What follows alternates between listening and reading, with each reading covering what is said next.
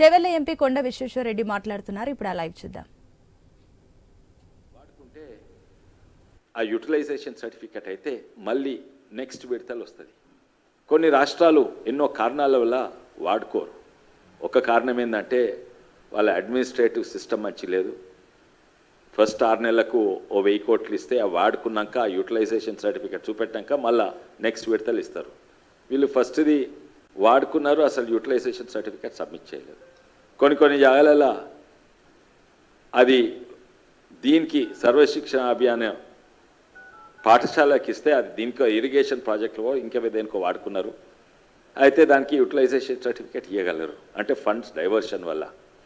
ఎంతోమంది అంటారు, ఇప్పుడు మన రాష్ట్రమే నాయకులే కాక వెస్ట్ బెంగాల్ నాయకులు మాకు ఎంఎన్ఆర్ఈజీ స్కీమ్ తక్కువ ఇచ్చిండ్రు, మాకు సర్వశిక్షణ అభియాన్ తక్కువ ఇచ్చిండ్రు.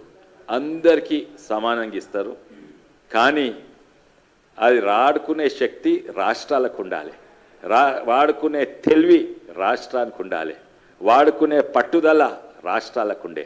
ఆ తెలివి ఆ పట్టుదల మనకుంటే ఎన్నంటే అని వాడుకోవచ్చు. ఉదాహరణంగా ఇప్పుడు ఎంఎన్ఆర్ఈజీ స్కీమ్ ఉన్నది, అందులో మనం ఎంత వాడుకుంటే అంత తీసుకోవచ్చు. అది ఇంకా మంచి చేసిండ్రు, పెంచుడే కాక దాంట్లో మెటీరియల్ కాంపోనెంట్ యాడ్ చేసిండ్రు. ఎంఎన్ఆర్ఈజీ స్కీమ్లో లేబర్ కాంపోనెంట్ 90% దేశం అంటే సెంట్రల్ గవర్నమెంట్ ఇస్తుంది, కేవలం 10% ఇవ్వాలి. ఆ 10% కూడా ఇస్తందుకు చేతగాన తనము మన రాష్ట్రం నుండే. అందుకే ఎంఎన్ఆర్ఈజీ స్కీమ్ కింద ఎవరు కాంట్రాక్ట్ చేసినా ఎవరు ముందుకు వస్తలేరు. ఎందుకంటే వాళ్లకు 1-2 ఏళ్ళ తర్వాత బిల్లు వస్తున్నాయి. ఎందుకంటే ఆ 10% రాష్ట్ర ప్రభుత్వం పెట్టగలుగుతలేదు. అట్లే సర్వశిక్ష అభియాన్ది దాదాపు మనము ఎన్నో 9,000 కోట్లు ల్యాబ్స్ అయినాయి. అంటే మొత్తం ఈ ప్రభుత్వం కాదు, ఈ ప్రభుత్వం కొత్త ప్రభుత్వం. పాత ప్రభుత్వం బీఆర్ఎస్ ప్రభుత్వం ఉన్నప్పుడు 9,400 కోట్లు సర్వశిక్ష అభియాన్ ల్యాబ్స్ అయిపోయినాయి. ఇది తప్పు కేంద్ర ప్రభుత్వంది కాదు, ఉన్నాయి, ఇస్తున్నారు, వాడుకోను చేత నైతలేదు వీళ్ళకు. అటువంటివి ఎన్నో ఉదాహరణలు ఉన్నాయి. అట్లనే జిఎస్టీ గురించి ఎన్నో ఆరోపణలు ఉన్నాయి. ఇది మిడిల్ క్లాస్కు సంబంధించింది. ఇన్సూరెన్స్కు జిఎస్టీ ఉన్నది, ఇది కూడా తప్పుదారి పట్టిస్తేందుకు రాష్ట్రాలు ఎన్నో లేకుంటే ప్రతిపక్షాలు ఆరోపణ పెడుతుంది. హెల్త్ ఇన్సూరెన్స్, లైఫ్ ఇన్సూరెన్స్ మీరు జిఎస్టీ పెడతారు, ఇది అన్యాయం కాదా అని. కానీ వాస్తవంగా చూస్తే జిఎస్టీ పేరు కొత్తగా వచ్చింది, కానీ జిఎస్టీ ముందు సేల్స్ ట్యాక్స్ ఉండే. ప్రతి రాష్ట్రము ఇన్సూరెన్స్ ప్రీమియం మీద సేల్స్ ట్యాక్స్ పెట్టింది, అదే జిఎస్టీకి మారింది. సరే, జిఎస్టీ వచ్చినాక తీసేసే బాధ్యత ఎవరిది? కేంద్రం ఎంత ఉంటుందో రాష్ట్రం కూడా అంత ఉంటుంది. రాష్ట్రాలది ఇంక ఎక్కువ ఉంటుంది, ఎందుకంటే జిఎస్టీ కౌన్సిల్లో రాష్ట్రాలది 2/3 ఓటింగ్ పవర్ ఉంటుంది, కేంద్రాన్ని ఓన్లీ 1/3 ఓటింగ్ పవర్ ఉంటుంది. కానీ వాళ్ళు జిఎస్టీ కౌన్సిల్లో వచ్చేస్తారు, మళ్ళీ పార్లమెంట్లో ప్రజలను తప్పుదారి పట్టిస్తారు. ఏంటంటే కేంద్ర ప్రభుత్వం పట్టిస్తుంది, హెల్త్ ఇన్సూరెన్స్, లైఫ్ ఇన్సూరెన్స్ మీద జిఎస్టీ పెడుతున్నది, అన్యాయము అని అక్కడ చెప్తున్నారు. కానీ జిఎస్టీ కౌన్సిల్లో వాళ్ళే అంగీకరిస్తున్నారు. ఎందుకంటే దాని మీద జిఎస్టీ పెడితే రాష్ట్రాలకు కూడా వాళ్ళకు కూడా వాళ్ళ వాటు ఉంటుంది. ఇవన్నీ కూడా చాలామందికి తెలియదు. చాలామంది ప్లేయింగ్ టు ద గ్యాలరీ అంటారు. అంటే బయట పబ్లిక్ ఓ డ్రామా, జిఎస్టీ కౌన్సిల్ నిజం చేసేది చాలామందికి తెలియదు.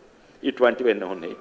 నిజంగానే ఈ బడ్జెట్ నిజంగానే చూస్తే మొత్తం ప్రపంచము ఎటో పోతుంటే, అయోమయం అవుతుంటే, మన పక్కనున్న రాష్ట్రం ఇటు అటు పోతుంటే, ఈ బడ్జెట్కు ఒక సూటిగా ఒక డైరెక్షన్ ఉంది, దానికో బలం ఉంది.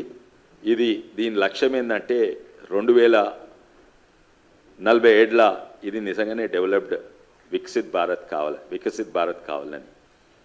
ఇదే డైరెక్షన్లో 10 ఏళ్ళు పోతుంది, దాంట్లో మార్పు ఏమీ లేదు. ఇది డిఫెన్స్ కొరకైనా ఇప్పుడు ఆత్మనిర్భర్ భారత్ అవుతుంది. అప్పుడు కార్గిల్ ఉన్నప్పుడు ఆ ఆర్టిలరీకు షెల్స్ అంటే తూటాలు ఎంతో ప్రయత్నం చేస్తే 200 తూటాలు అక్కడి నుంచి స్వీడన్ నుంచి వచ్చినాయి. ఇప్పుడు అవన్నీ కూడా ఇక్కడ తయారవుతున్నాయి. వేరే దేశం మీద తుపాకులైనా, ఆర్టిలరీ అయినా, ఆర్టిలరీ షెల్స్ అయినా, అమ్యునిషన్ అయినా మనం ఆత్మనిర్భర్ అయినము.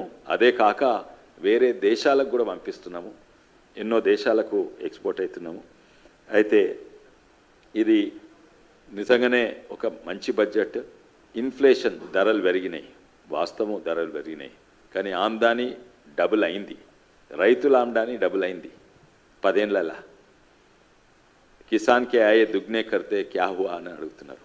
దుగ్నే కాదు, 2 కంటే ఎక్కువైంది. ఎందుకంటే మీరు చూస్తే ఓ గ్రామంలో 20 మోటార్ సైకిల్ ఉన్న గ్రామంలో ఇప్పుడు 200 మోటార్ సైకిళ్ళు ఉన్నాయి. ఒక్క కారు ఉన్న గ్రామాల 5 కార్లు గ్రామాలలో ఉన్నాయి. ప్రజలు అంటే పెద్దోళ్ళ నుంచి గ్రామంలో ఉన్న సాధారణ ప్రజల ఆమ్దాని 2 కంటే ఎక్కువైంది. కానీ వాళ్ళ ఆశయాలు కూడా ఇంకా ఎక్కువైనాయి. అందుకే ఇప్పుడు వెనకట సైకిల్ ఉన్నోడు పేదోడు అయితే ఇప్పుడు మోటార్ సైకిల్ ఉన్నోడు పేద. ఎందుకంటే ఆయన కారు కావాలి. కానీ వాస్తవంగా చూస్తే నిజంగానే ధనవంతులైంది. ఆశయాలు పెరుగుడు తప్పేం కాదు, అది మంచిదే. అంటే భారతదేశం కరెక్ట్ డైరెక్షన్లో ఉన్నది. అదే కాక ఇంకోటి మనం గమనించాలి ఏంటంటే ఇన్ఫ్లేషన్ అంటే ధరలే పెరుగుతున్నాయి. అయితే ఆమ్దాని పెరిగినా ఆమ్దాని కంటే ఎక్కువ ధరలు పెరిగినాయి. కానీ మేమంటే ఏమంటే ధరల కంటే ఎక్కువ ఆమ్దాని పెరిగింది. అది కన్సంప్షన్లో కనబడుతున్నాయి. ధరల కంటే ఎక్కువ ఆమ్దాని పెరిగితే మనం కొనడం తక్కువవుతుంది. ఆమ్దాని ధరల కంటే ఎక్కువ పెరిగినాయి. వాస్తవం పెట్రోల్ ధరలు పెరిగినాయి, కానీ మొత్తం ప్రపంచంలో అన్నిట్లో తక్కువ పెట్రోల్, డీజిల్, ఎల్పిజి ధరలు పెరిగినాయి అంటే భారతదేశంలో. అంటే సౌదీ అరేబియా అవన్నీ పక్కకు, ఆయిల్ ప్రొడ్యూసింగ్ కంపెనీస్ పక్కకు పెడితే, ఎందుకంటే వాళ్ళ భూమిలోనే పెట్రోల్ అనేది వెళ్తుంది, పెట్రోలియం వెళ్తుంది. ఆ దేశాలు పక్కకు పెడితే అన్నిట్లో తక్కువ. అంటే కేవలము 60 రూపాయల నుంచి 90-100 రూపాయలు అయినాయి. కానీ తక్కినాయని 2 అయినాయి. మద్దతు ధర 2 అయినాయి. 1300 నుంచి 2400 అయినాయి మద్దతు ధర. మళ్ళీ ఎంఎన్ఆర్ఈజీ స్కీము 150 రూపాయలు వచ్చే ఎంఎన్ఆర్ఈజీ స్కీమ్ దాదాపు 300 వస్తున్నది. అది ఇంతకుముందు 150లో 50 రూపాయలు లంచాలకే పోయేది. ఇప్పుడు డైరెక్ట్ ట్రాన్స్ఫర్ అంటే 100 రూపాయల నుంచి దాదాపు 300 దగ్గర పోయిందంటే 3 పెరిగింది. అయితే ఇన్ఫ్లేషన్ అవును ఎక్కువైంది, కానీ అన్నిట్లా ప్రపంచంలోనే మంచిగా కంట్రోల్ చేసింది ఇన్ఫ్లేషన్ మన భారతదేశం అని మనమే కాదు, అందరు కూడా ఎకనామిక్స్ కూడా చెప్తున్నారు. ఇంకో ఇవన్నీ చిన్న చిన్న బిల్స్, గోవాల ACXTది దీని గురించి. తర్వాత ఇంకోటి చాలా సంతోషము, వర్గీకరణ, SC/STల వర్గీకరణ సుప్రీంకోర్టు దాన్ని అప్రూవ్ చేసింది, ఆమోదించింది. ఇంకా సంతోషం ఏంటంటే ఎన్నో రాష్ట్ర ప్రభుత్వాలు కూడా మేము ఇక్కడ కూడా దాన్ని అమలు చేస్తామని ముందుకు వస్తున్నా. అందరు తెలంగాణలో